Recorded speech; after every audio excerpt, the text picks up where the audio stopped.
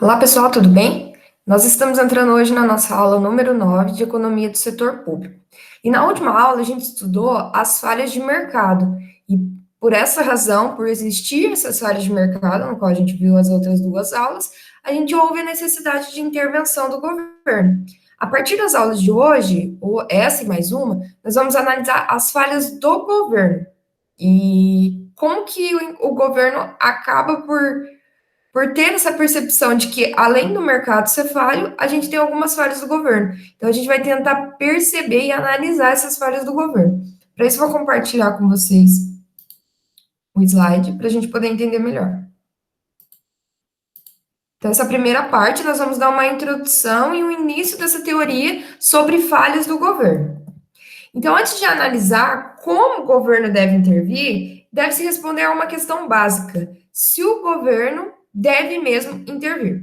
Muitos economistas acreditam que a intervenção governamental é não desejável, por ser ineficaz ou eficiente. Então, quando a gente começou a estudar a parte de falhas de mercado, a gente tentou entender se o governo deveria intervir ou não. E muitos economistas, até em algumas discussões na sala de aula que a gente já teve, a gente percebe que não seria tão eficaz essa intervenção do governo. Mas por parte das falhas de mercado, a gente percebeu a necessidade da intervenção.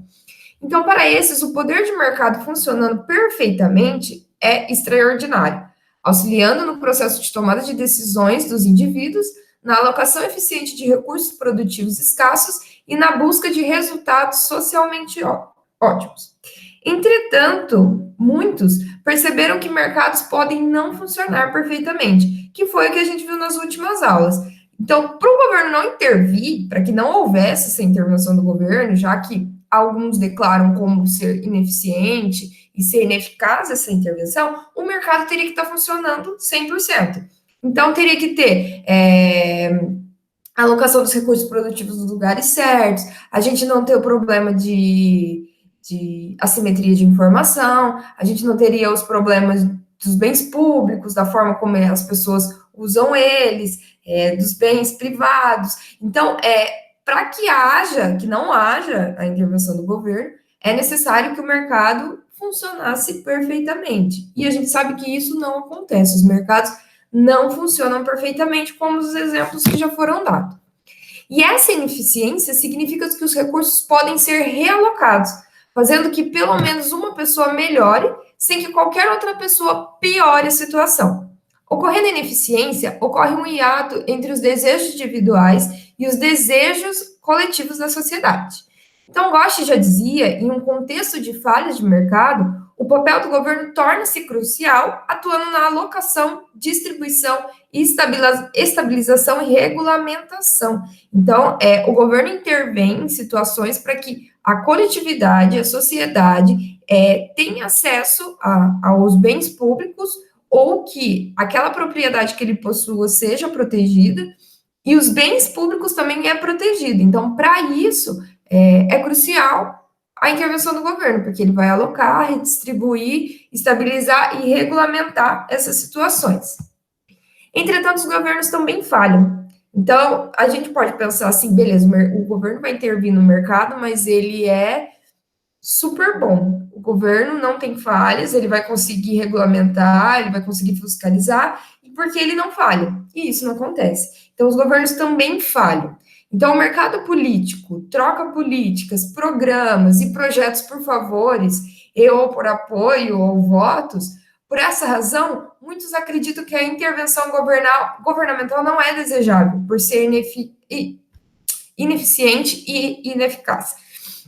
Então, por que se diz que o governo também falha? Porque ele pode fazer algumas situações para favorecer em trocas, seja por programas, por projetos, buscando apoio, buscando votos.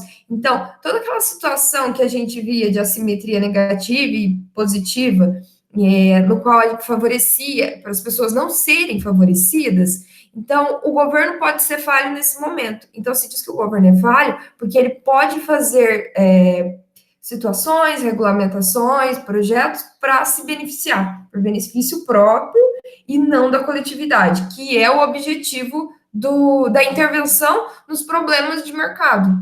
Então, se o governo intervém no mercado para resolver os problemas dele, para que todos tenham acesso da forma mais equitativa possível, ele também não deveria fazer isso em favor próprio. Então, o governo é falho e muitas vezes isso acontece por trocas, por apoio, por votos.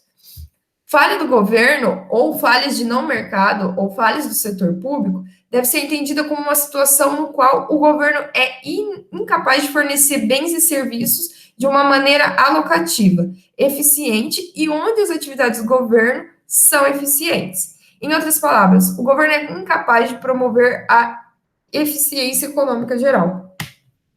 Então, o governo ele não vai conseguir atender todas as falhas de mercado. Ele não vai ser eficiente para alocar todos os recursos da maneira correta. Então, ele acaba sendo falho por não atender, não executar aquilo que foi imposto. Por exemplo, se o governo, por exemplo, no nosso modelo democrático, o governo intervém na economia para regularizar essas falhas, então ele não deveria falhar nesse quesito de que ele poderia ter trocas e favores. Então, ele é falho e ele vai ser incapaz de promover essa eficiência por causa dessas falhas. As principais fontes e elementos das falhas do governo. Então, quais são as principais fontes? Da onde vem essa falha governamental? Quais são os principais pontos, além daquilo que a gente disse de apoio, sobre votos, sobre campanhas e projetos? Então, os agentes de mercado trabalham para si, agentes de governo trabalham para os outros. O sistema de incentivos do primeiro tende a não existir para os segundos, ou ser bem mais limitado. Ou seja, se o mercado trabalha para si e o governo trabalha para a coletividade, então os objetivos que é só para mim não deve servir para o governo, então tem que servir para a coletividade. Então, sempre que for fazer alguma intervenção no mercado, o governo deve pensar na coletividade. E não em grandes empresas ou algumas empresas limitadas. Lembra a questão do monopólio, do cartel que a gente comentou? Então, ele tem que pensar na coletividade, não só nele mesmo, tipo, em benefício próprio. Há grandes dificuldades de se avaliar a quantidade e a qualidade dos bens e serviços produzidos pelo governo. Então, para se avaliar vamos dizer, mensurar a qualidade daquilo que o governo está fazendo é muito difícil, porque os próprios órgãos governamentais regulam eles mesmos, se você for pensar. Então, é muito difícil você avaliar a regularidade dele e a qualidade desses serviços prestados para a coletividade. A imensa dificuldade de monitoramento das atividades dos agentes governamentais, devido à grande variedade dessas atividades. Então, também é falho, porque não é possível, vamos dizer, monitorar todos os agentes e o que eles fazem. Então, pode acontecer de ter aquela falha inicial de tomar benefício próprio. Pressão sobre agências para implementação de projetos, programas e políticas antes mesmo da conclusão de um adequado processo de avaliação dos mesmos. Ou seja, para implementar um projeto logo ou para facilitar alguma coisa, para ganhar um benefício com isso, antes mesmo que conclua todo o processo, analise se aquilo vai ser bom para a coletividade ou não, há pressão de aprovação. Então, isso também é um problema muito grande que se encontra no governo. Às vezes, aprova um projeto ou faz alguma liberação, sem ter realmente saber ser eficiente, se aquilo vai ser bom.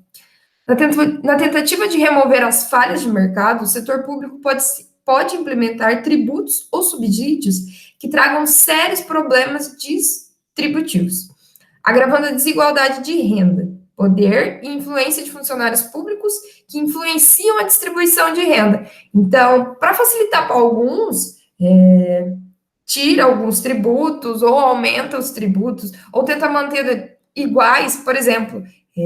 A gente não pode comparar uma pessoa que tem uma renda de um salário mínimo com uma pessoa que tem a renda de 10 salários mínimos. E elas devem pagar o mesmo tributo, entende? Então, às vezes na tentativa de remover algumas falhas, acaba dificultando essa má distribuição de renda. Então, o governo possui essa falha, de que, às vezes, para tentar minimizar uma situação, acaba piorando outra. Então, deve haver esse equilíbrio, e como falha, o governo muitas vezes não consegue atingir esse equilíbrio. Dentro das falhas governamentais, a gente pode citar algumas teorias que nos ajudam a entender melhor essas falhas. Uma delas é a teoria positiva das falhas governamentais. Então, elas adotam uma interpretação particularmente materialista das escolhas racionais. Então, se escolhe pensando no material e são escolhas racionais. Nessas escolhas, os agentes sociais estariam interessados na maximização da riqueza, de voto ou de outras dimensões mais ou menos mensuráveis, em termos de quantidade e sujeita a restrições de recursos materiais.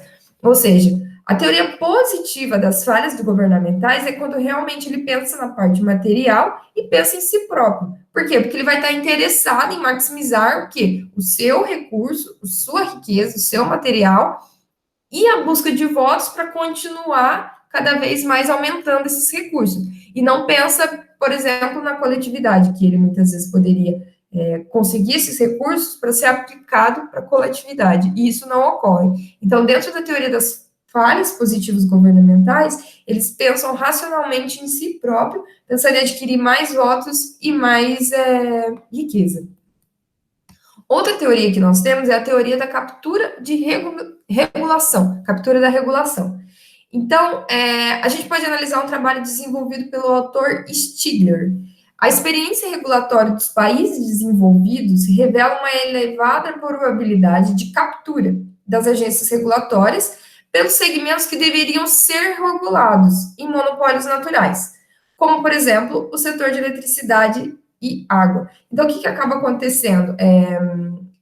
Essa experiência de regulação, por exemplo, do setor de eletricidade e água, que devia ser um monopólio natural e deveria ser regulado de uma outra forma pelo governo, ele acaba captando essa regulação para si e para tentar diminuir uma falha do mercado e acaba trazendo um problema para si, uma falha para o governo, porque o governo vai ter que, vamos dizer, regular um tipo de monopólio natural, mas que é para si. Ele acaba puxando a responsabilidade para si, uma captura, se a gente, como o próprio nome da teoria diz. Então, ele captura esses monopólios naturais e tornam ele como uma agência regulatória.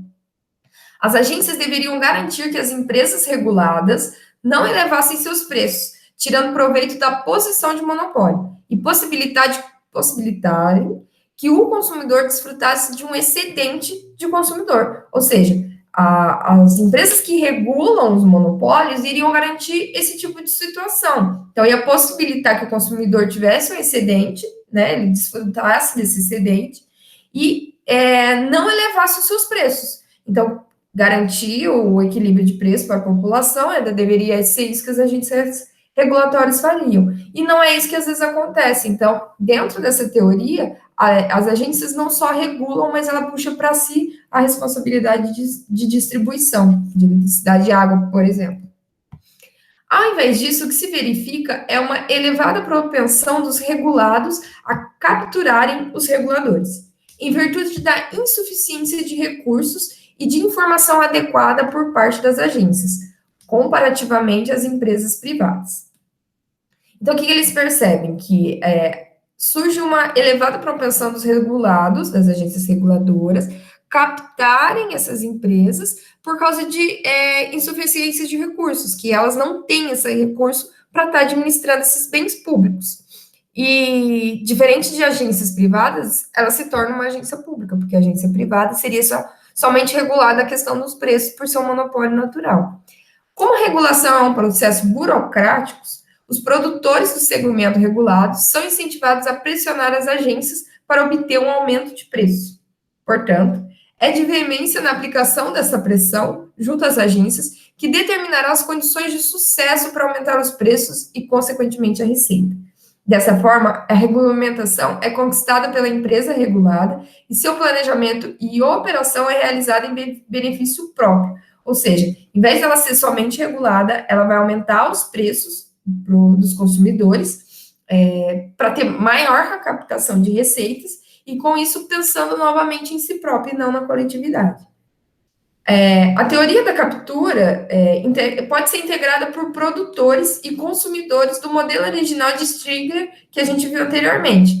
Ele sustenta ainda que a regulação, esse autor Pitzman, ele sustenta que a regulação é suprida por políticos, que buscam maximizar seus interesses por votos, representando interesses de grupos de consumidores ou produtores. Então, esse autor pega essa teoria de Stigler e mostra que muitas agências reguladoras tomam como captura, né, esses bens públicos, e eles buscam votos, vamos dizer, que defendendo os interesses de consumidores e produtores. Então, o que acontece? Eles defendem os interesses desses grupos, mesmo assim elevam os preços, porque esses grupos proprietários dessas empresas vão obter votos para eles, então o aumento de receita é meio que mútuo.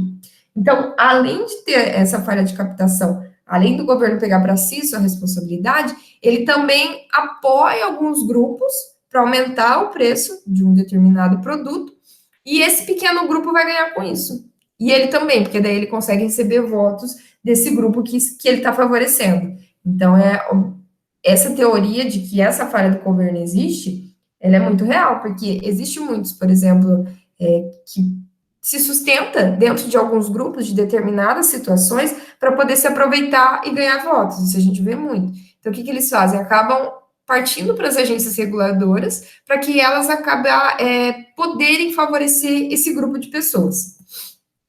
Outra teoria é a teoria da escolha pública. Então, a abordagem de maior importância para explicar as falhas governamentais está relacionada à teoria de escolha pública. Então, essa teoria é o estudo dos processos de decisão política numa democracia, utilizando o instrumento analítico da economia, fundamentalmente os conceitos de comportamento racional e autointeresse que definem o homo econômicos. Então, o que a teoria da escolha pública mostra para a gente?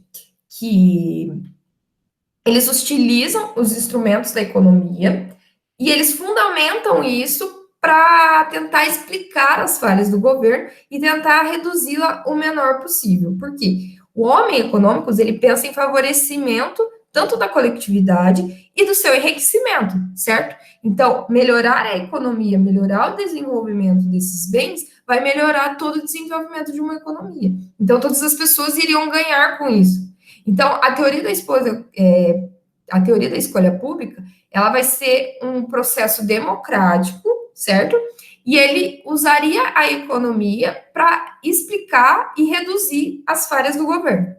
Então, essa teoria, em sua essência, aplica o postulado do comportamento do homem econômico, ou seja, desse homem que está dentro do mercado, que participa ativamente da produção, do consumo e dos preços, e não no mercado em si. Então, ou o processo político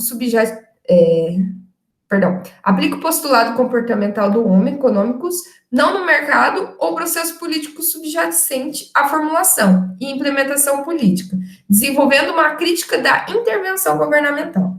Então, essa teoria ela vai ser uma crítica dessa intervenção governamental, porque ela não foca nas falhas no mercado, e sim nas falhas do governo. Por quê? Porque o homem econômico ele vai buscar cada vez mais desenvolver a economia. Ele busca aumentar a produção, aumentar a riqueza das pessoas, aumentar o consumo, mas isso sem intervir no mercado, sem a gente ter intervenção do governo. Seria uma crítica àquela intervenção que a gente viu anteriormente. Então, diferente das escolhas privadas feitas pelos indivíduos sobre os bens e serviços de uso privado, objeto da análise microeconômica da economia neoclássica, a escolha pública refere-se a decisões coletivas sobre bens públicos, destacando o fato de que as decisões coletivas são resultados de decisões individuais. Então, é como se fosse um grupo de pessoas tomando decisões individuais, que se tornaria a decisão do coletivo, de todo mundo, e essas escolhas seriam feitas pelos indivíduos sobre bens e serviços de uso privado. Por quê? Porque é uma decisão minha, de uso privado, mas quando eu olhar isso de uma forma maior, ele vai ser como escolha da coletividade. Na abordagem da teoria da TEP, os esforços teóricos buscam decifrar as estratégias individuais dos diferentes atores que intervêm nos processos de decisão coletiva do governo democrático. Buscam também determinar seus possíveis resultados, legislação aprovada e implementada, por exemplo, segundo distintas regras e instituições políticas existente, como, por exemplo, os diferentes procedimentos de votação, na maioria simples, qualificada e unânime. Então, o que, que os teóricos tentou buscar? Eles queriam entender essas estratégias individuais dos atores, do homem econômicos, que vão interferir nas decisões dos processos do governo democrático. Eles vão determinar esses resultados, essas decisões, através de voto. Então, o governo não iria interferir diretamente, seria através de voto que haveria essa intervenção governamental nessa teoria. A ideia é que a condução econômica do governo pode ser orientada exclusivamente pelo interesse público, através da capacidade dos políticos e técnicos do governo para a elaboração de políticas públicas eficazes na correção de falha do mercado, foi questionado pela TEP na análise dos processos de decisões públicas. Então, essa ideia de condução, que poderia ser orientada exclusivamente pelo interesse público, foi questionada pelo governo. Por quê? Porque os processos de decisões públicas deveriam ser tomados por decisões deles, correto? E eles questionaram essa teoria porque quem tomaria as decisões seria a coletividade. Segundo essa análise, políticos e burocratas, da mesma forma que empresários e consumidores na economia neoclássica, são atores racionais e estão motivados pelo interesse próprio, que no caso dos políticos consiste em atingir o poder ou manter-se nele. Então, o objetivo igual deram o exemplo aqui, né? O autor deu o exemplo de empresários e consumidores que querem produzir e comprar com melhor preço a relação de oferta e demanda, é a mesma que dos políticos envolvidos. Então, eles são seres que são motivados por interesse próprio. Então, dentro dessa teoria, o interesse do governo intervir no mercado é continuar, manter-se no poder, atingir ou ainda estar no poder, manter-se essa perpetuação do poder, né? Isso vai resultar muitas vezes no fracasso das políticas públicas, em satisfazer de forma eficaz ao conjunto da sociedade, ou mesmo a teoria da população por meio de políticas, em prol do bem comum. A conclusão dessa teoria é que existem falhas na ação dos governos, da mesma forma que existem falhas no funcionamento do mercado. Então, o que a teoria percebeu? Que as políticas públicas muitas vezes não são eficazes por falhas governamentais, porque elas são feitas buscando interesse próprio. Então, o governo ele criaria umas situações para que ele mantesse no poder. Então, da mesma maneira que existem falhas de mercado por pequenos grupos individuais pensarem só em si, as falhas do governo também vão ser da mesma forma, por causa de grupos pensando em si, querendo se manter no poder.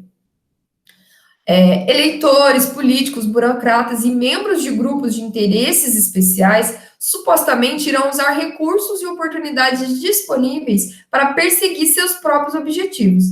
A aplicação do conceito homem econômicos ao comportamento percebido dos governos produziu uma variada tipologia de falhas governamentais, que é o que a gente vai ver na próxima aula. Então, houve uma grande quantidade de tipologia utilizada para definir essas falhas governamentais. Por quê? Porque percebeu-se essa individualidade, tanto em eleitores, políticos, membros de grupos pequenos, que usam os recursos e oportunidades do governo por estar lá,